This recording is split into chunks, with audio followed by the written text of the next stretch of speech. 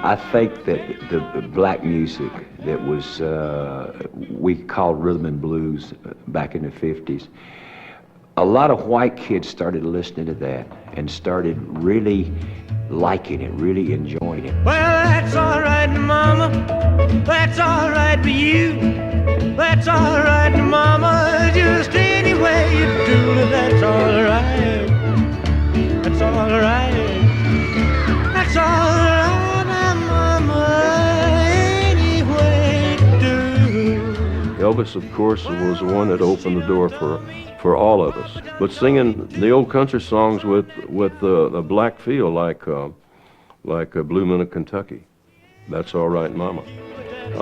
He was very bold for a white Southerner of his time. That's all right, Mama, any way you do. 18-year-old Elvis Presley walked into the offices of the Memphis Recording Service, looking to make a personal recording for $3.98.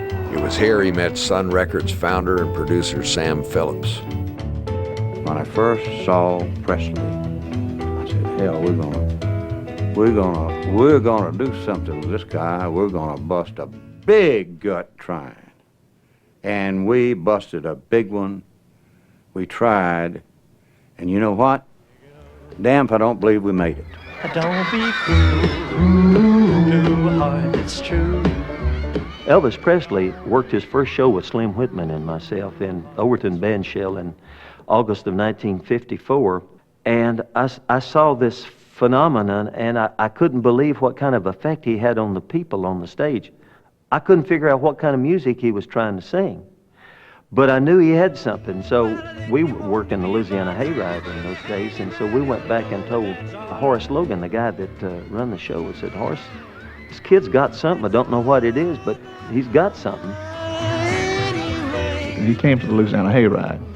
It's the first time I guess I'd seen him. I'd heard, the Sun Records. It was, of course, getting popular.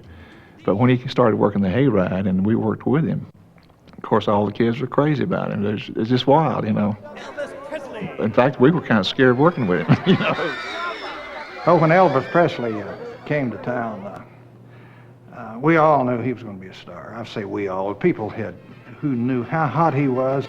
I mean, you couldn't get him off the stage with a fire hose. When Elvis Presley was just starting, I'd carry Elvis on my shoulders, and he'd open the shows for me. And them little girls would squeal and holler. And then when he got real big, he hired me to open the shows for him. Naturally, all the girls wanted to tear my clothes off, too, just because they didn't care nothing about seeing Fair and Young. They just knew I was on the show with Elvis Presley. So they're going to tear all my clothes off. He made me feel like I was born wrong or something. Man, look at that dude. Looks like a Greek god. I can't tell you what the feeling is to sit there and be playing your guitar and watching Elvis Presley about 10 feet from you, singing your song and getting into it. It was all I could do to keep the guitar in my lap. As a matter of fact, it was all I could do to stay in that chair. I still remember 1954 sitting against this old black and white TV set, and all of a sudden here comes this young guy on TV, and he sang Ready Teddy. I never will forget. He pointed his finger right at the camera and he went, ready, set, Go and go. I got a gal that I love so. I'm ready,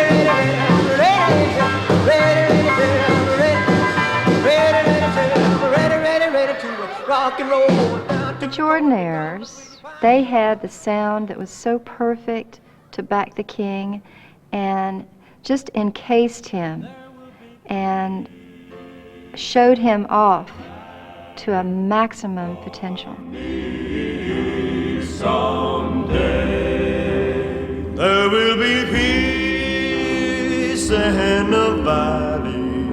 Elvis was a gospel music lover. He loved the gospel music and he liked to sing. He was just a kind of a pretty good old boy, was a friend of ours, and between takes he'd say, let's get over to piano and do I'm Bound for the Kingdom, or Heaven Will Surely Be Worth It All, or some gospel song.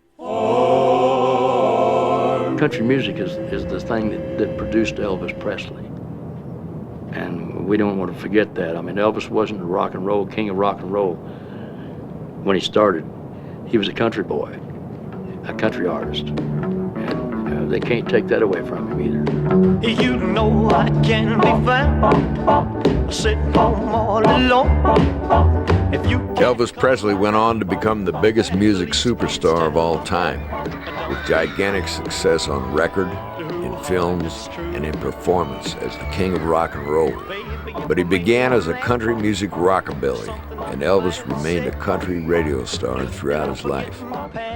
But I think that Elvis and Carl Perkins and quite a few of the rockabilly people that got started were actually country guys that put a set of drums in the band and decided, hey, this sounds pretty good, and people started liking it, so they kept expanding on it. Well, it's 1 for the money, 2 for the show, 3 to get ready. Now go, cat, go, but don't step on my blue suede shoe. Well, you can do anything but lay off my blue suede shoe. Carl Perkins, I really just believed Carl could be one of the truly outstanding country singers and performers because he was a very electrifying act. I felt that Carl did have a very unusual style on the guitar, man. This guy can lay some low down bad licks on you.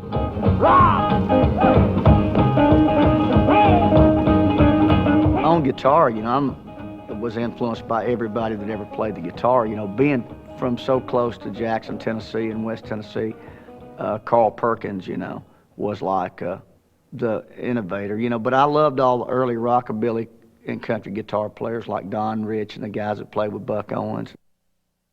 There's one thing about the rockabilly music, it was always great danceable music, and people wanted to dance. Yeah, come on over, baby. We got chicken in the barn.